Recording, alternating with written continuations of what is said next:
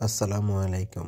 যারা প্রথমবার বিমানে করে বিদেশ ভ্রমণ করতে চাচ্ছেন তাদের জন্য আজকে আমার এই ভিডিওটি। আশা করি আপনারা ভিডিওটা দেখলে আপনাদের কিছুটা হলেও হেল্প হবে।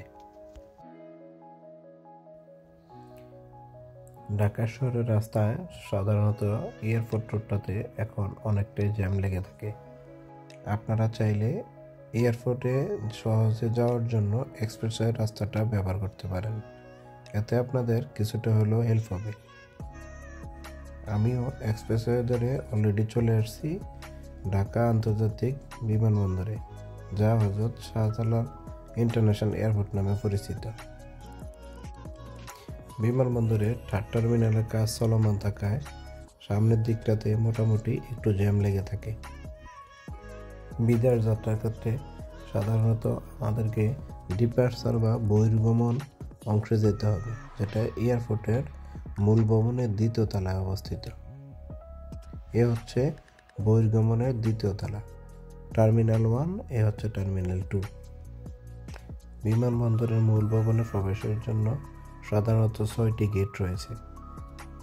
বিমানবন্দরের মূল ভবনে প্রবেশের ক্ষেত্রে আপনি চাইলে যে কোনো একটি ব্যবহার করতে পারেন, সেটা আপনার সুবিধা অনুযায়ী। আপনার যে গেট দিয়ে ঢুকতে মনে চাইবে আপনি সেই গেট দিয়ে বিমানবন্দরের অভ্যন্তরে প্রবেশ করতে পারবেন। যে কোনো গেট ব্যবহার করে পাসপোর্ট ও টিকিটের ফটোকপি দেখিয়ে বিমানবন্দরের অভ্যন্তরে আপনি প্রবেশ করতে পারেন। এ হচ্ছে বিমানবন্দরের অভ্যন্তরে অলরেডি আমি চলে আসছি। এ হচ্ছে গেট, এই গেট দিয়েই আপনি ভিতরে প্রবেশ করতে পারেন। বিমানবন্দরের অভ্যন্তরে প্রবেশের ক্ষেত্রে আপনার সাথে থাকা সকল ব্যাগেজ, লাগেজ এবং হ্যান্ডব্যাগ সব কিছু নিরাপত্তা কর্মীরা স্ক্যানিংয়ের মাধ্যমে সব কিছু যাচাই বাছাই করে মূল ভবনে আপনাকে প্রবেশ করার অনুমতি দেবে। বিমানবন্দরের অভ্যন্তরে প্রবেশের পর আপনি চাইলে চলে যেতে পারেন সাহায্যকারী এই ধরনের হেল্প ডেস্কে। হেল্প ডেস্কগুলিতে সাধারণত আপনি চাইলে আপনার পাসপোর্ট ও বিমানের টিকিট দেখালে তারা আপনাকে নির্দিষ্ট এয়ারলাইন্সের কাউন্টারে পাঠিয়ে দিবে। সেটা আপনি নিজে চাইলেও করতে পারেন একা একা। নির্দিষ্ট এয়ারলাইন্সের কাউন্টারে গিয়ে প্রথমে আপনাকে যা করতে হবে, সাথে থাকা বড় লাগেজগুলি চেক ইন দিয়ে দিবেন।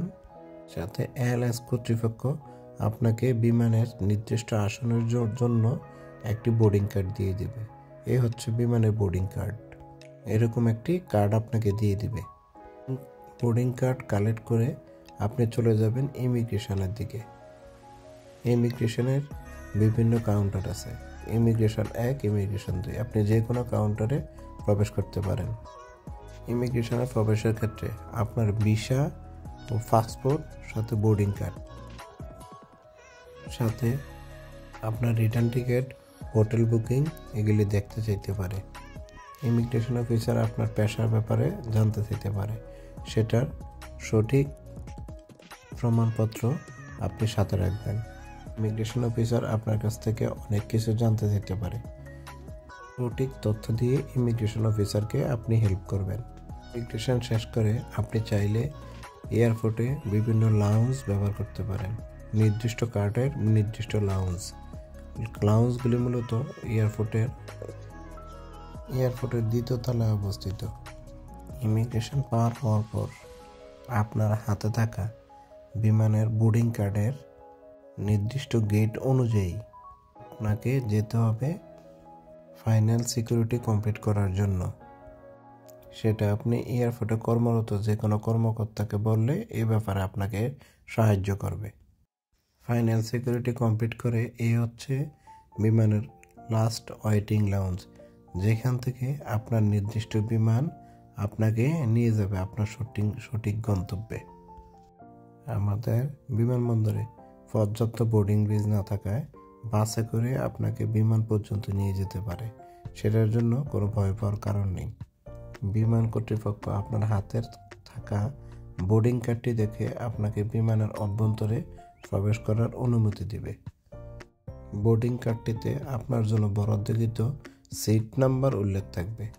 আপনি আপনার সিট নাম্বার অনুযায়ী বিমানের অভ্যন্তরে আপনি আপনার সিটে বসবেন।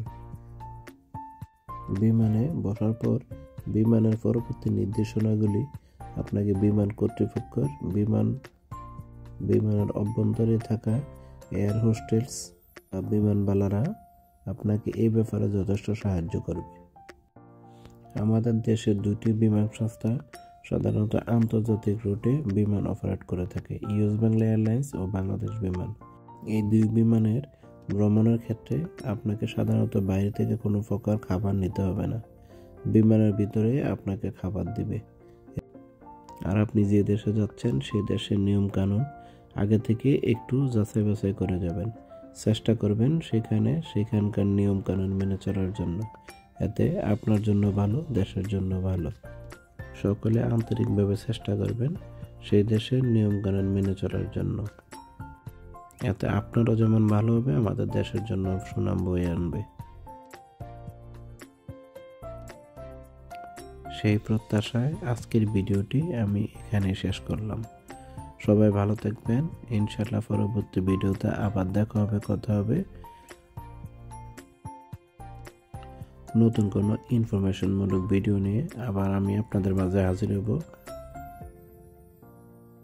সেই প্রত্যাশায় সকলে ভালো থাকবেন। আল্লাহ হাফেজ। আসসালামু আলাইকুম।